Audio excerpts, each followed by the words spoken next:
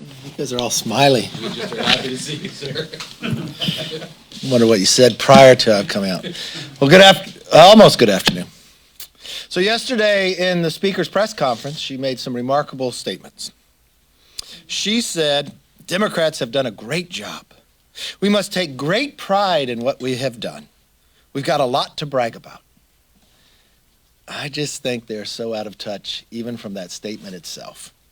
A recent poll showed that the American consumer sentiment has shrunk for the 5th time in the past 6 months. That's nearly an 11-year low of all the great things they have done. And it's for good reason. Whether you're at the pump, the supermarket, or virtually everywhere else Americans are spending money, they are paying the highest prices in living memory. And inflation, which is a tax on every single American, shows no signs of stopping. Now, just this week, the Federal Reserve Chair, Mr. Powell, said he expects inflation to stay high for months. You know, by the end of 2 years of President Biden's presidency, families will be losing more than $6,000 in buying power because of inflation. That's over 2 years. This was not only predictable, it was predicted. Last year, House Republicans, we warned reckless government spending would lead to higher prices. It wasn't just Republicans who warned them. Former Democrats in the administration warned them as well. We warned anti-energy policies would lead to higher gas prices. Democrats have responded with excuses and finger-pointing and unserious solutions, as you can see from the chart. Remember when they first blamed COVID for it? Then they said the inflation was transitory. Remember that? And now it's Putin's fault. You know, I just filled out my bracket for the NCAA.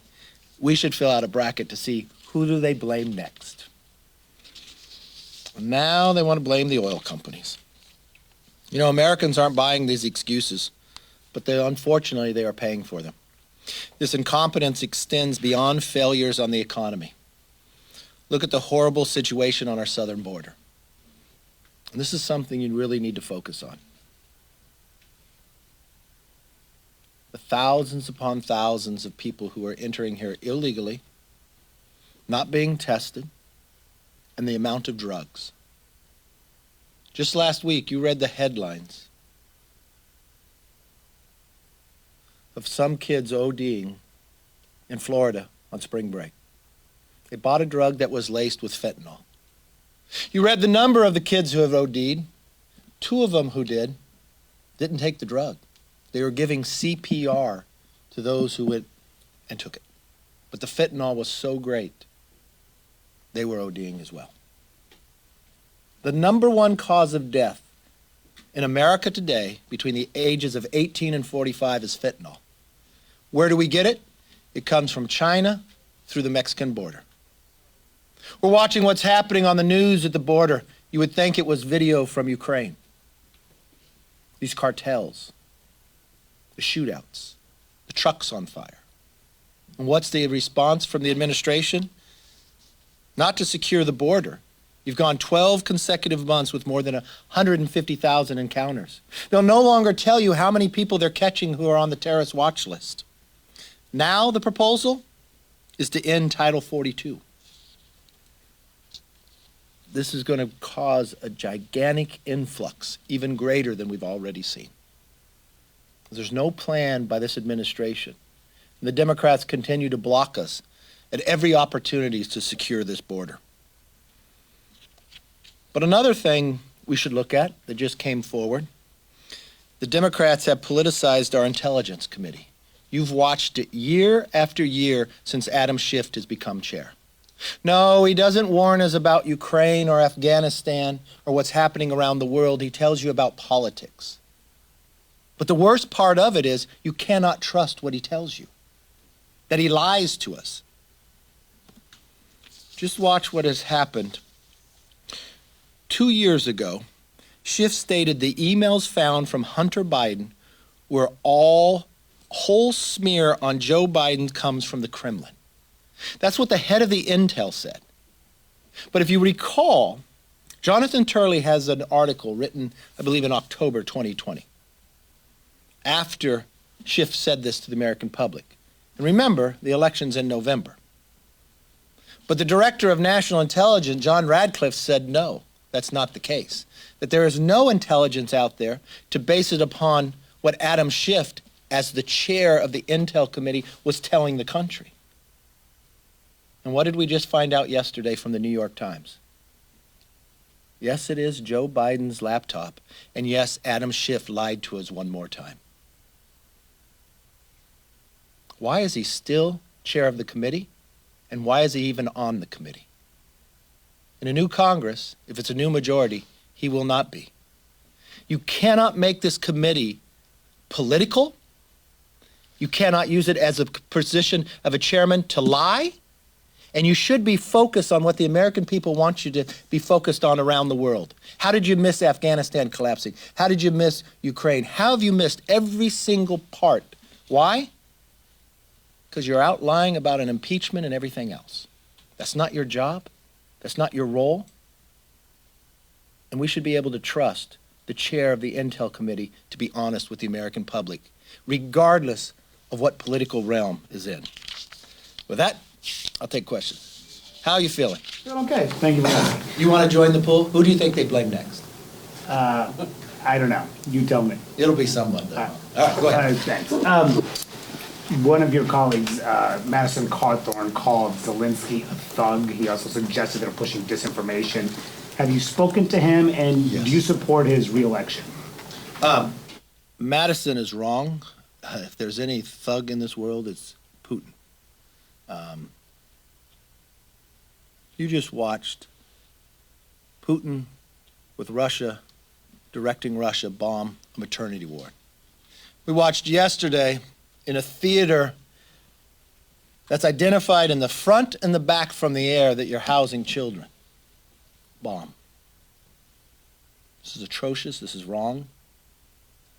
This is the aggressor. This is the one that needs to end this war. This is the one that everybody should unite against. You support his reelection? Yes. So you mentioned Democrats are now blaming oil companies for the rise in gas prices.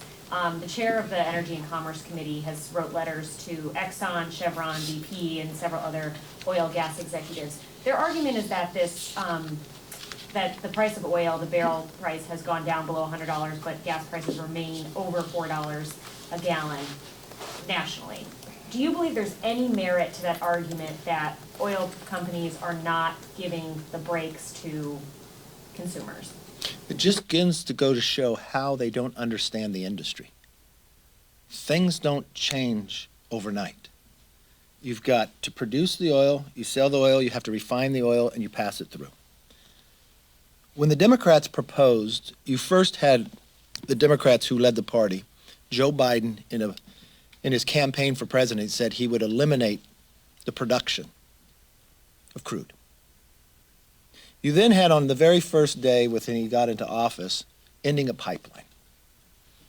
So you add transportation to that. And when inflation goes up, if you can't move it by a pipeline, you got to put it in a truck, or you got to put it in a tanker if you bring it from somewhere else.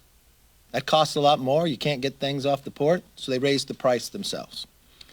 Secondly, when they called in all the CEOs, you know what their number one question was? Will they pledge to produce less?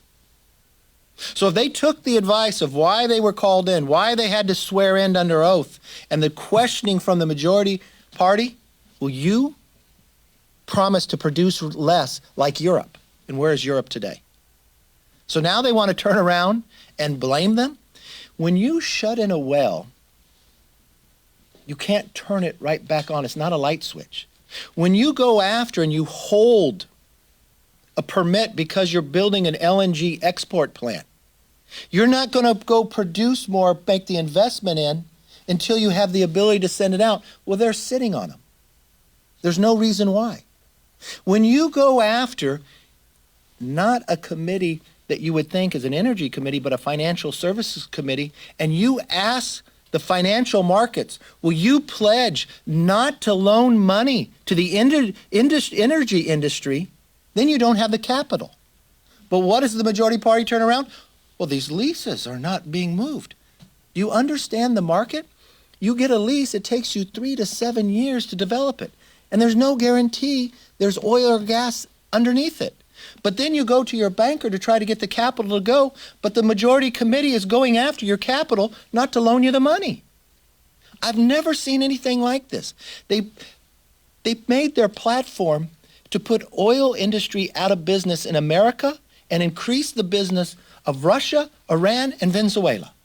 They have sent letters, the Democrat Party, Schumer, the president, and begged OPEC to produce more.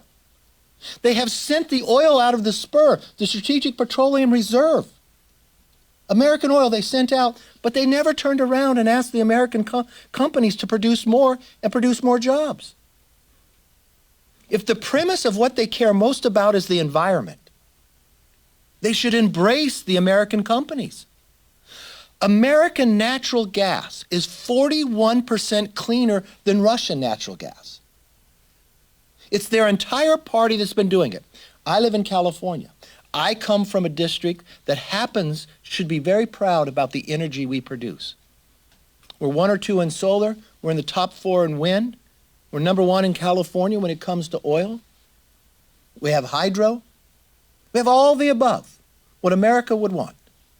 But when Gavin Newsom came into office, he's used his executive orders to shut down the ability to lease. And the one thing you have to understand, if you understand the industry, every day that you're pumping, you're depleting. So you have to do something to discover more. That takes investment. But they go after the capital where you can. You have to do something to get the core open. You either steam it, you frack it, but they've gone after those companies where you can't frack or others to try to put you out. We produce 89,000 barrels a day in California less because of Gavin Newsom, 20% decline. But you know who gained in all that? Because you still provided the oil, Putin. We now increased, you get 50,000 barrels a day from Russia instead of an American job with cleaner energy done in a more environmentally sound way because of policies of Democrats. And they turn around and see the price is high. We have warned them about this time and again based upon their policies. Last week I showed you the video where for every day Biden has been in office and every time he took an action that was going to harm the energy industry, we showed you the prediction of what would happen. Well, that day has come, and I'm sorry, they're out of excuses. Every action they've taken has put us in this place. Yes, sir. So they had to pull their COVID relief from the omnibus last week. Mm-hmm. Do you think Brilliant move on their part. Do you think that that you need more COVID? I mean, what's your view right now? Look, there's certain things you need to deal with COVID, and the unique part is there's plenty of money already out there that has already been appropriated, more than $300 billion. You don't need $300 billion worth of new COVID items. They even admit that. The money's already appropriated and hasn't been spent. That's where they should use it. The challenge is their progressives and their socialists in the party only want to spend more.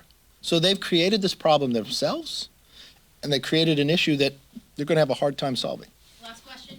Leader McCarthy, Republicans are about to head down to Florida. Last year, you stood on a stage and said Republicans were more united than ever, and then the whole fallout with Cheney just started to happen during that retreat. What are we going to see this year? You won't see any fallout now. Yeah. Following up on Manu's question, beyond Cawthorn. What was his question again? His question was about Madison Cawthorn calling Zelensky a thug, but 8 of your members voted against trade sanctions yesterday, 15 voted against oil sanctions last week. One of your members put out a Twitter thread on what she referred to as NATO Nazis. Are you worried that a small group of vocal right-wing members with very large platforms are going to cloud the GOP's otherwise overwhelming support for Ukraine? No. Next question.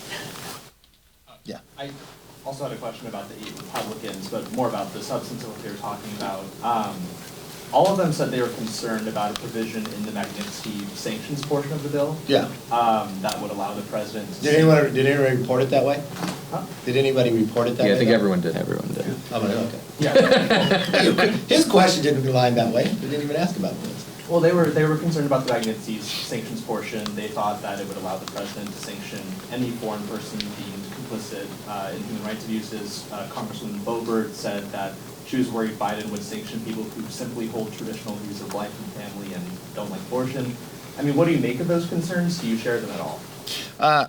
I felt better protected in how the bill went. They had a legitimate argument that they made, so it wasn't about Russia. It was about what would be gone on a whole nother issue. So I think the reporting in it should be a little clearer. Yes, sir. Congressman Fortenberry, since his trial started. I haven't. He's been in California. I've been here. Have you been following the developments of it, or? I saw an article earlier in the day. You going to brief me on it? Oh, okay. Sorry. Anything else? Yes, ma'am. Looking ahead to the retreat in Florida next week, given that the Are you former coming? president, I am. All right. Given that the former president lives less than 300 miles from where this event is going to take place, what are the chances we see or hear from him? We'll see him in Dallas. He's going to do an event for us there. Look, this retreat, for those who go down, thank you for coming. Hopefully you have a good time.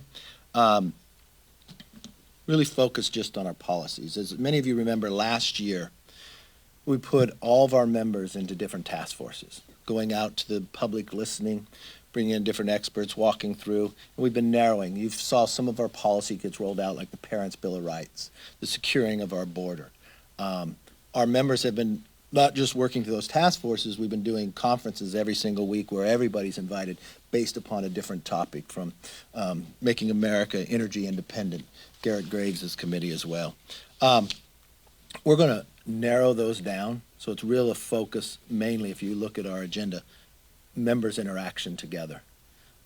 Unfortunately, in the Democratic caucus, the majority caucus, I listened to their conference chair say the other day, it's very interesting, that gas prices have never come up in their conference.